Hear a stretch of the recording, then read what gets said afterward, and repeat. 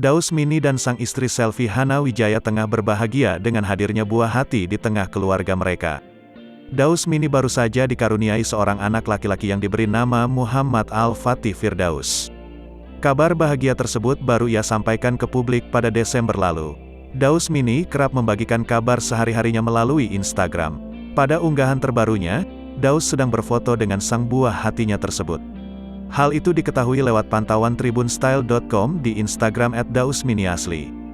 Daus Mini terlihat bahagia bersama putranya yang bernama Muhammad Al-Fatih Firdaus. Mereka berpegangan tangan dan berpose lucu, keduanya juga memakai peci. Rupanya, ia mengungkapkan jika ada yang macam-macam dengan putranya itu, akan langsung berurusan dengannya.